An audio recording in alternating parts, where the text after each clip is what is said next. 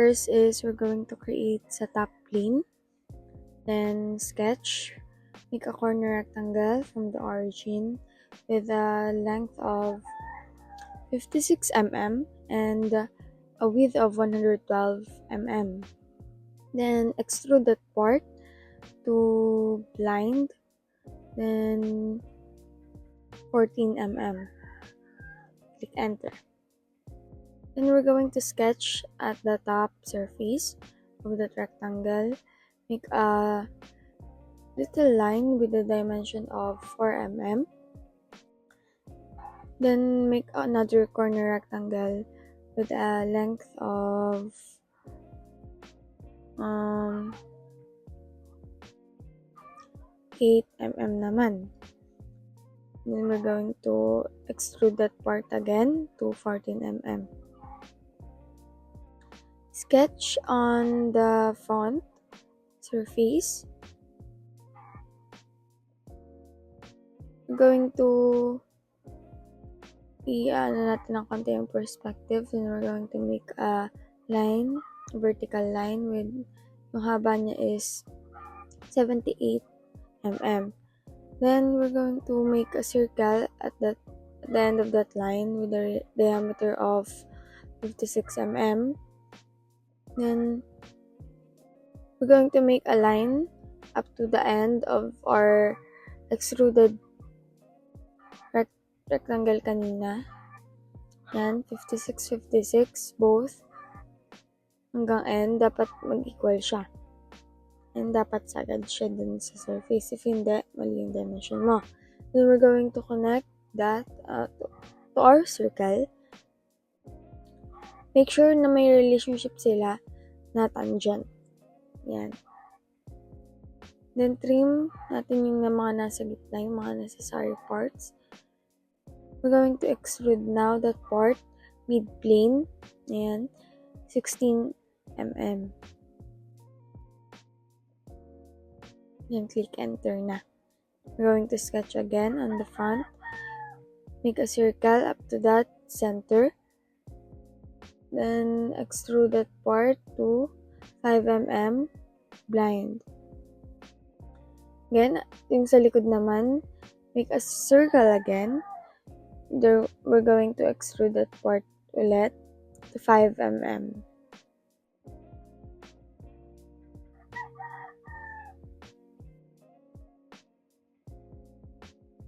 Then we're going to sketch again dun sa bilog na ating in-extrude.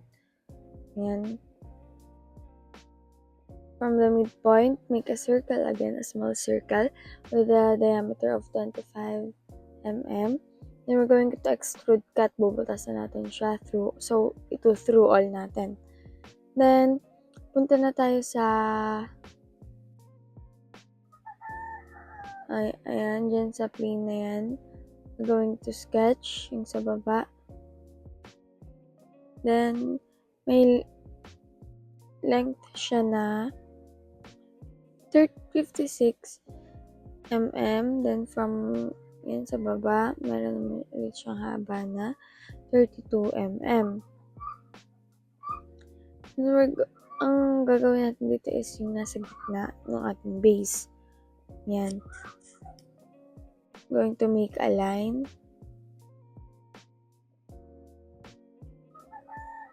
Yung sa kabila din, we're going to make a line that resembles a rectangle. Ayan. Then, we're going to lalagyan natin siya ng dimension. 6 mm for the width. Pareho. Then, trim that part, yung gitna. We're going to extrude that now to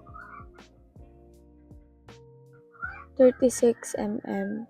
Ayan. And click enter. And we're going to sketch dun sa right side ng ating in-extrude para magawa natin yung parang triangle. Ayan. Sketch. Buuin natin yung triangle para ma-extrude natin yung part na yun. Through all ulit. Ayan. Then, magbubutas na tayo sa taas na part. Sketch again. And we're going to make a line. Yan, nahanap natin yung mid. Hanapin mo yung midpoint. Yan. Make a line there.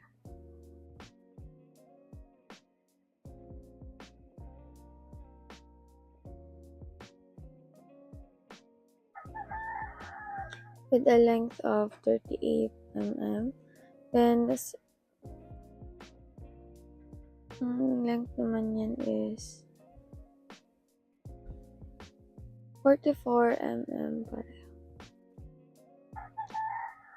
Hindi pa pala tayo magbubutas. Magbubutas muna tayo sa baba bago din sa taas. Ganyan. Yung dalawang baba is, yung butas niya is 10 in diameter pareho. Yan. Then we're going to extrude cut that part again through all para mabutasan. Yan. Yan.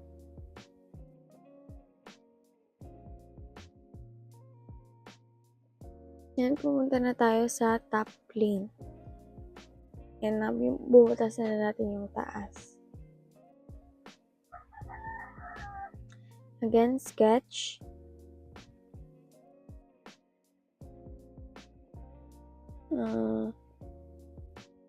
Make a line.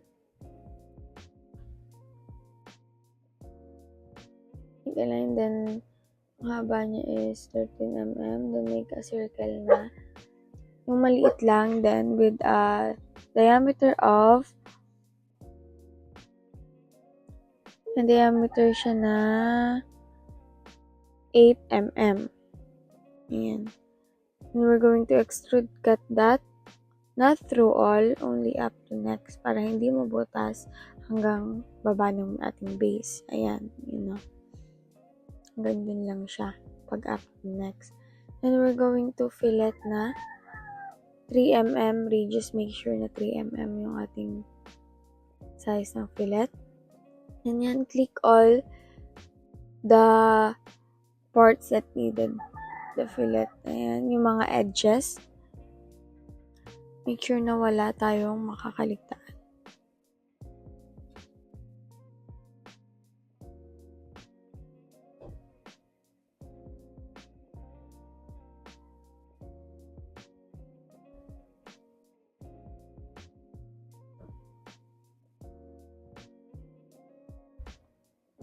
Don't forget the back of our base. Ayan.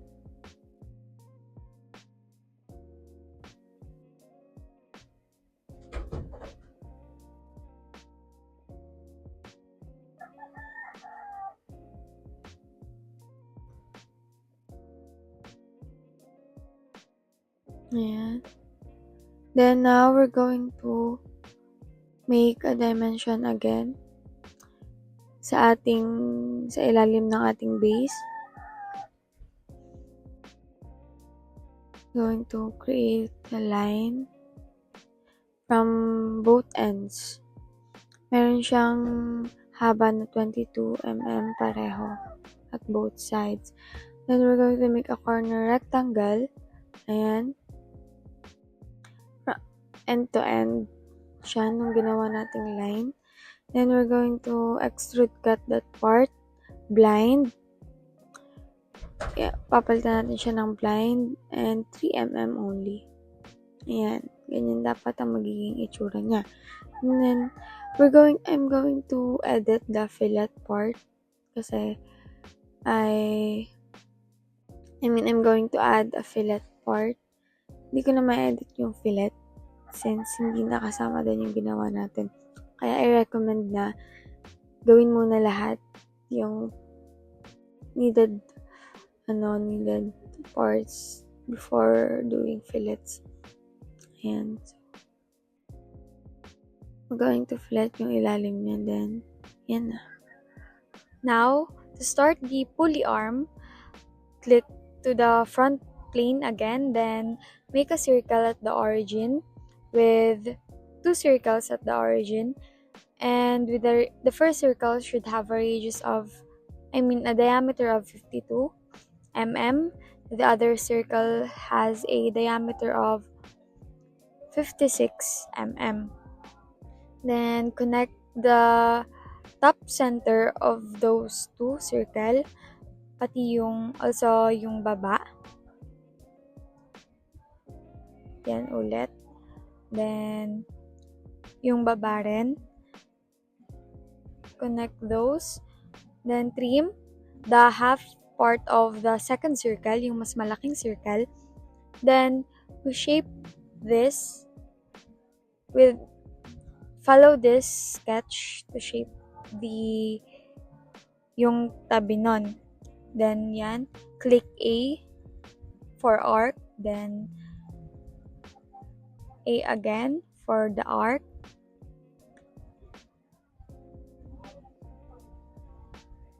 Then, after that, we put a relationship between those two lines. We make them equal. These two also equal. Then, we can now smart dimension it. From this point up to this point, the arc should have a 4 mm length. This one has a 48 mm length. This part will have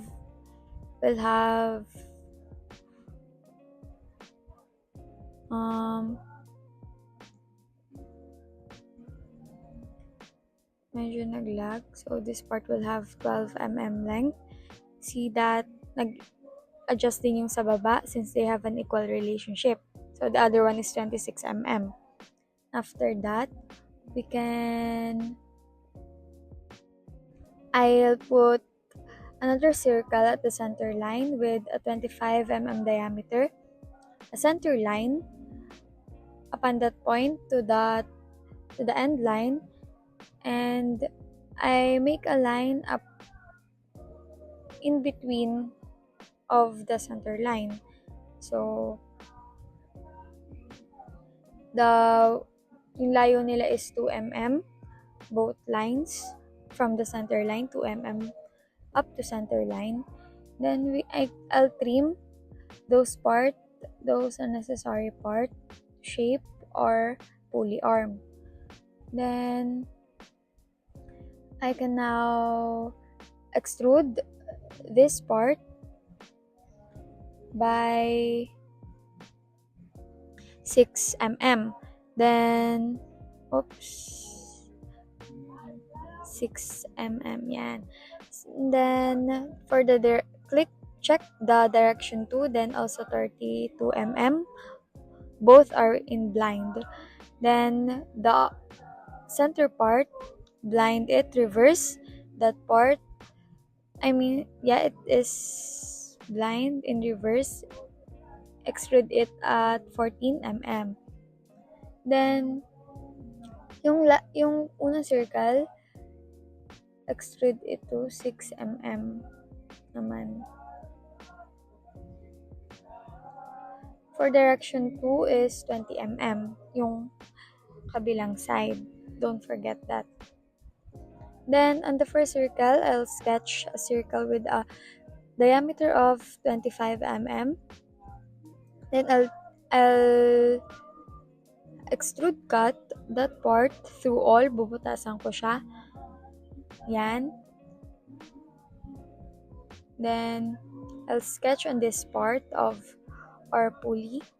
I'll make a circle in there with a diameter of 12.22 mm, and yung layo nila is 12 mm. Yung layo niya from yung sa baba naman, yung layo sa baba is 14 mm, yung height niya 14 mm, yung width niya is 12 mm. Then, bubutasan ko ulit siya, extrude cut through all. Yan, butas siya hanggang sa baba. Then I'll go to sa ibang plane naman, sa right plane. Then I'll sketch on this part. Maglalagay ako ng circle. Bubutasan ko yung gitna niya. Yan. May diameter siyang 8 mm. At yung height, yung layo, yung distance niya is 13 mm. Yung layo niya dun sa right side. So, ayan. Extrude cut na. Yan, in-extrude cut up to next. Para hindi butas hanggang dulo. Then, we can now fillet yung mga part na yan. Again, 3 mm yung fillet niya. Make sure na wala tayong makaligtaang fillets, or fillet. Ayan.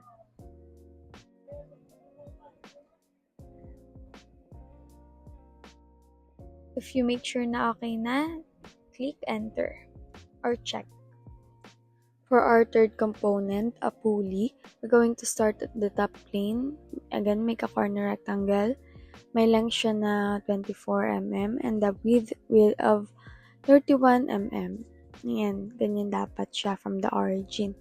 Then, make a center line up from the origin, a vertical line with a length of 26 mm naman.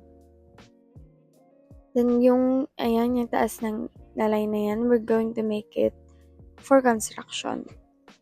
Make it as a center line. Then, offset that part by 10 mm. Ayan.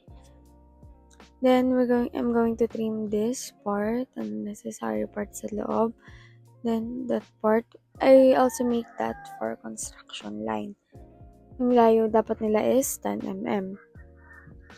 Ayan. Going to insert a line. Just follow this sketch muna yan. This will serve as the outline as we revolve our pulley. Then, yan, 6 mm, 4 mm. For that is 8 mm. And this inclined line, the distance between the two inclined line is 4 mm. And that the inclined angle should be 15 mm. Yan, I'm going to mirror that part. Ayan. Then click check. I can now I'll make a center line again yan. That will serve as my axis para ma-revolve ko yung ginawa kong sketch. Ayan. So, yan yung end output ng aking ginawang sketch. Then, sketch on that part. Make a circle. Puputasan natin siya. Ayan. 30 diameter. Through all. Again. Ayan. Butas na siya. Should look like this. Then, yan, we're going to fillet na. 3 mm ang ating fillet. Again, ganyan.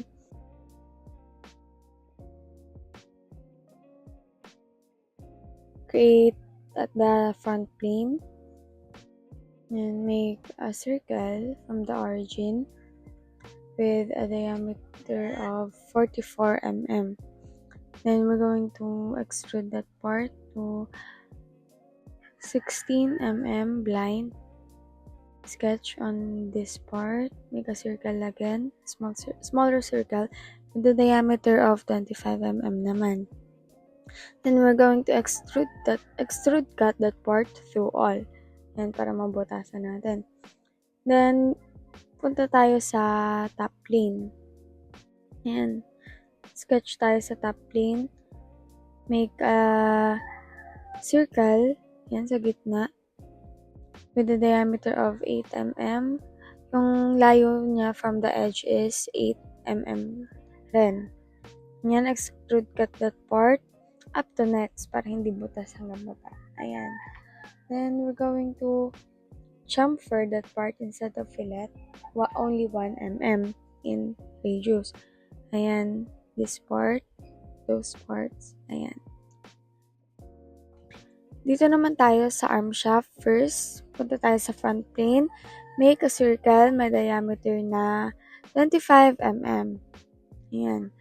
Then, extrude that part. Blind. Ang haba niya is 80 mm. Then, after that, pupunta tayo sa front plane. Sa top plane. Yan. Gagawin natin yung butas sa top plane. Yan. Sketch on that part. Going to make a circle. Yung may dimension siya na 8 mm only. Yan. Yung distance niya from the edge is 80 minus 67. You can type that na. If hindi mo, ayaw na muna mag-compute. Then, puputasan na natin siya. Extrude cut through and blind 8 mm only. Hindi pala siya sagad yung butas niya. I'm going to fillet na. Chamfer na 1 mm yung magkabilang dulo ng ating arm shaft. Ayan, then yan. Doon naman tayo sa ating pulley shaft. Again, sa front plane tayo. I'm going to make a circle. May dimension na 25 mm. Diameter ng 25 mm. Then, we're going to extrude that part. I-reverse natin siya. Sa kabila tayo. Yan. May haba siya na. Then, we're going to sketch na dun sa harapan ng circle. Make a small circle lang. And the diameter niya is 5 mm only. Extrude cut that part. 50 yung kanyang hanggang 50 mm lang yung kanyang butas.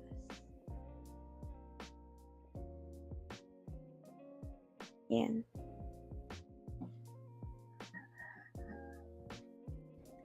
Then, punta naman tayo sa top plane natin. Bubutas ulit tayo sa ating top plane. Sketch. Ayan. Then, we're going to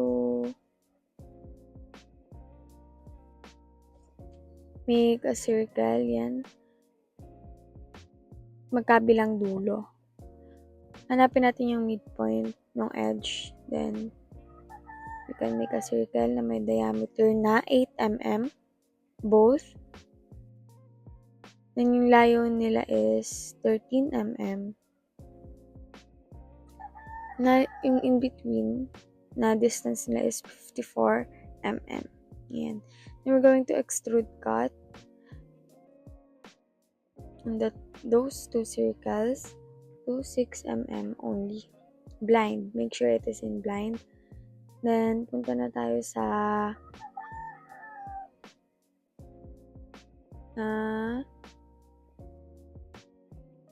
plane? Right plane.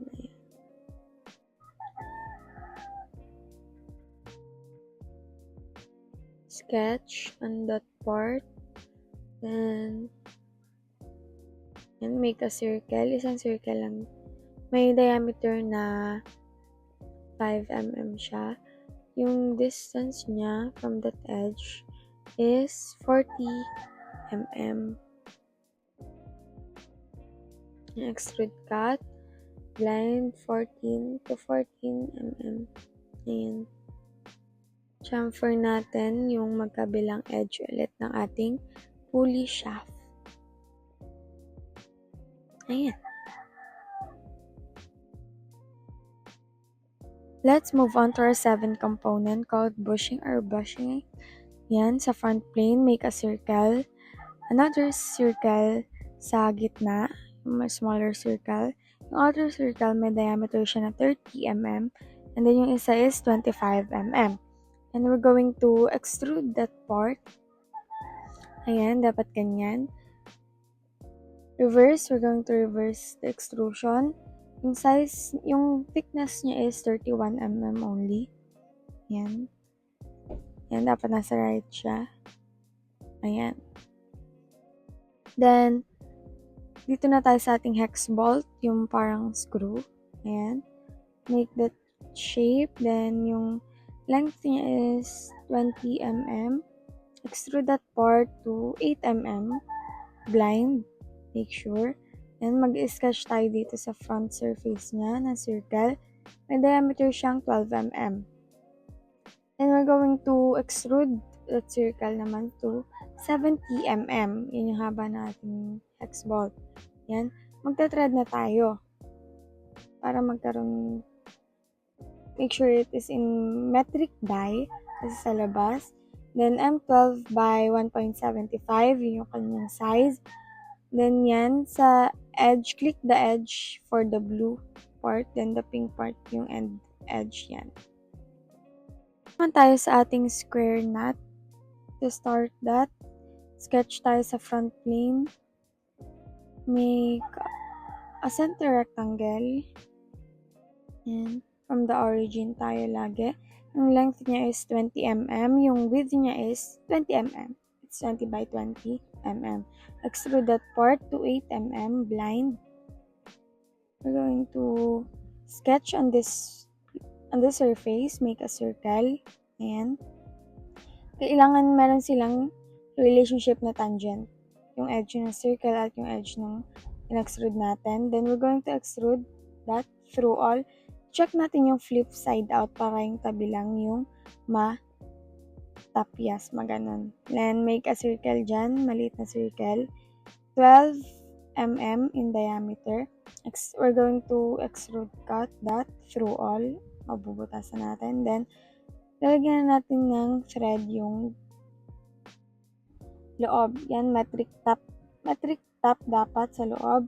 M1.2 by M12 by 1.75 yan ang size niya. And click both end yung top edge niya. Yan. I-offset natin siya ng 2 mm sa both start at end condition. Yan. Sunod naman natin yung ating lock washer sa front plane. Yan. Make a circle. May diameter na 12 mm. Then, make a curve dun sa features. Click the curve. Yan, check na, enter natin yan sa right plane. Punta tayo sa right plane. Sa top plane, then click sketch. Ayan. Make center rectangle.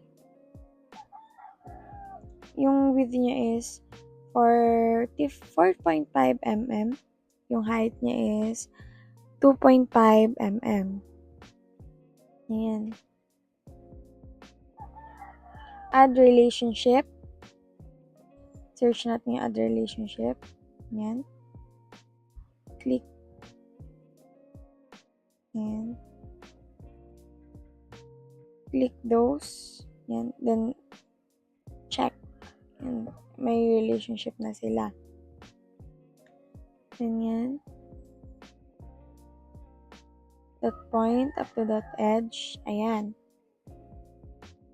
Check. Dapat ganyan ang magiging itsura niya. Then we're going to sweep. Boss that. Click that for the start plane. Ayan. Then click check. 22 long hex socket na. Ayan. Front plane. Sketch tayo sa front plane. Make a center line. Horizontal center line. Ayan. Then, follow this sketch. Follow this outline sketch. Ayan. Yung dimension niya up to that, from that up to that is 22 mm. Then, 25 mm. 2.5 mm yung, ayan. Ang haba naman nito is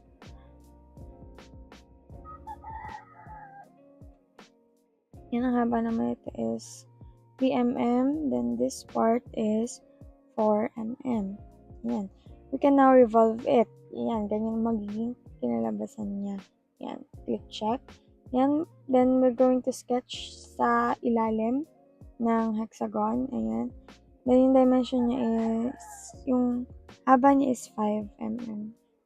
Extrude cut that part to 2 mm blind. Click check. And punta naman tayo sa thread na. Ayan. Metric die kasi sa labas tayo. Then, yung size niya is M8 by 1.25. Yan, para sa, yan, click that. Para sa end naman is yung part na yan. Ayan. Itinry ko siya i-offset. Ayan.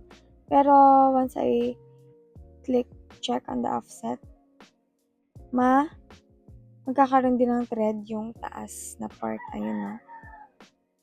Kaya, tinagtag ko na siya. Yan. So, it looks like that. Click check. Doon naman tayo sa mas maliit na hex bolt, yung 10 long hex bolt. Again, make a center line, a horizontal one. Then, do that outline again, yan. Kahit any size muna. Then, yan. Yung haba niya na is 10 mm. Yan, namali pa ako dyan sa part na yan. It should be 10 mm only.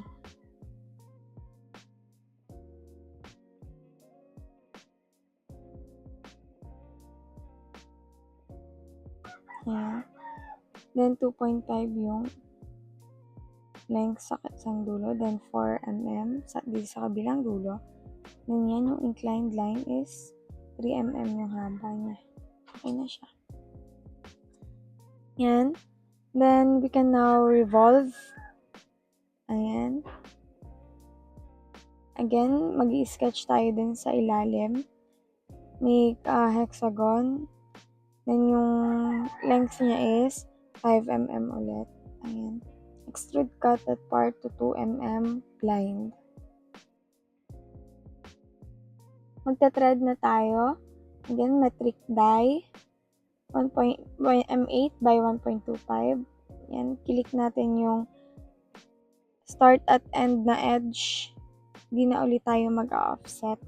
Kasi ganun nangyari. Tinry ko ulit siya dito sa mas maliit and hindi ulit siya sumakto. Kaya inalis ko na lang ulit yung thread niya. Ayan. Yung offset niya pala. Then, we're on our last component. Yung straight grease fitting. Start from making a center line, a vertical one. Then, follow this outline again. Ayan. Click A for arc. Ayan. Make sure na magkapantay yung endpoints nila. Ayan. Then, yung haba niya is 16.3 mm. Ayan, yung line na to is 4 mm, then 1.25 mm. Yung length nito is 6 mm. Then 1.5 mm. Ito naman is 2.5 mm. Make sure sa baba din para magpantay yung ating arc. Ayan. Then, ito naman is 4 mm. Ganyan. We can now revolve sa feature. Yan, revolve that part. Then, click check. Then, we're going to chamfer yung edge, yung dulo ng ating straight grease fitting. Yan, 1 mm to 1 mm. Then, itathread na natin siya. Again, metric die. I-on na natin yung offset. Then, yan. M8 by 1. ang kanyang size. Yan, click the edges. I-reverse natin yung offset nito. Ayan. Click check. Ayan ang itsura niya. Now, we're going to assemble na yung ating ginawang components. To start with, ilagay natin yung 1. Yung ating first component, yung base. Then, insert component. The second component, i-rotate natin siya to match this look. Then, we're going to turn on the axis muna, ha? Huwag kalimutan. Then, ayan, mate that part. Yung axis ng base at yung second component. Mate. Then, coincident. Para magdikit sila. Then, click check. Ayan. Then, we're going to insert another component. Yung ating third component. Ayan. Yung ating hex bolt. Rotate natin para tumayo. Ayan. Then, mate that axis. Ayan. Click natin yung axis nila. Then, ibaba lang natin siya. Ayan. Make sure na walang kitang nakaangat. Kasi hindi ganun yung screw, diba? Ayan. And we're going to put this arm shaft. Ayan, rotate. Rotate lang tayo ng rotate hanggang maging ganyan yung itsura niya. Ayan, then again, we're going to click on the axis. Ay, may mali ako. Ayan. Dapat inuna ko tong arm shaft bago tayo mag-screw. Ayan, mali na tayo. I'm going to undo, Control Z, hanggang sa part na to lang yan. So, I'm going to insert muna yung arm shaft. Ayan, insert the arm shaft, rotate. Going to mate this part. Ayan. Ilahin ko muna siya kasi hindi pantay yung dalawang butas niya. Ayan. Then, coincident ko yung dalawang circle, yung butas. Ayan. Para pantay siya. Then, I can now mate this hex bolt. Ayan.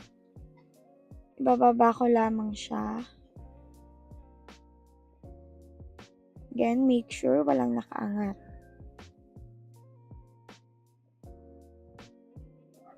Insert component na ako. Ang next nating component is yung pulley shaft naman. Kamukha siya ng arm shaft, diba? Yan, we're going to coincident these two lines. These two circle, I mean. Click on their axis palagi. Then, mate. Click check. Yan. Insert component again.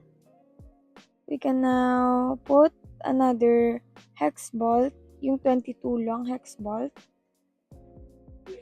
Ayan. Mate. Those two. Then, ipasok lang natin siya.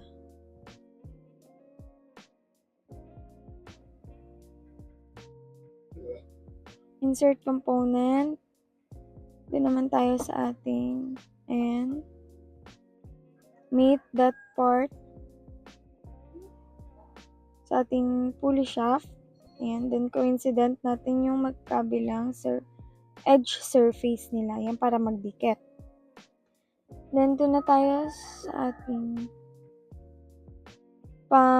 insert natin yung third component na ginawa natin. I-rotate natin. Yung mas manipis na part is dapat yung nakaharap sa atin. Ayan. Yan, mate that.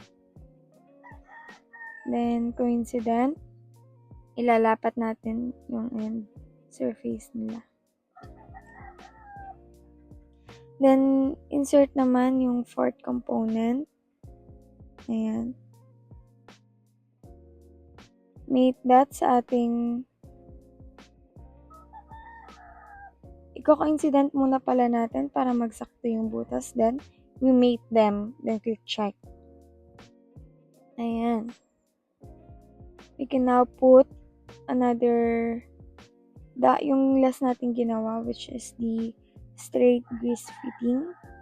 rotate again. Then mate.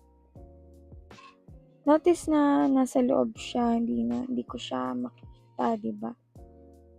Nag-try ako mag-coincident muna and nasa loob pa rin siya, ayun. So, tinry ko siya ilagay dun sa kabilang side, sa right side ng ating assembly. Ayan, dyan. Nirotate ko siya, then mate, coincident,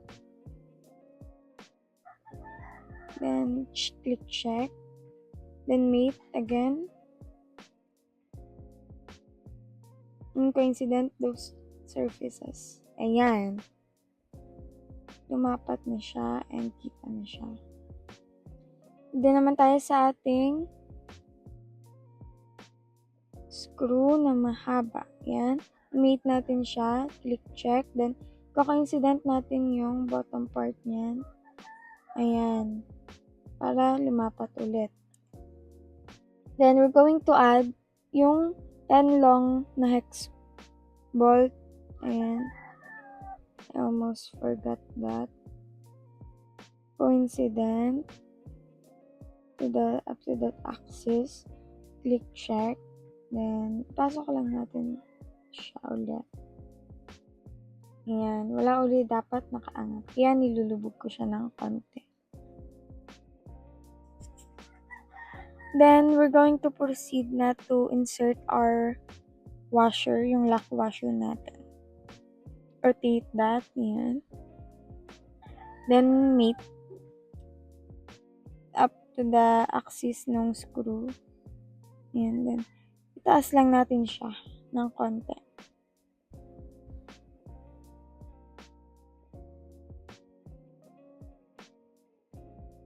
Then, last nating ilalagay is yung ating square nut. Ayan. Dapat nakaganyan yung kanyang rotation. Then, we're going to mate it with our screw again. Yan. Click check. Taas lang natin ulit siya. Hindi ko siya masasagad kasi hindi pantay yung ating lock washer. Ayan. And yan, this is our finished belt tensioner na. Thank you so much for watching.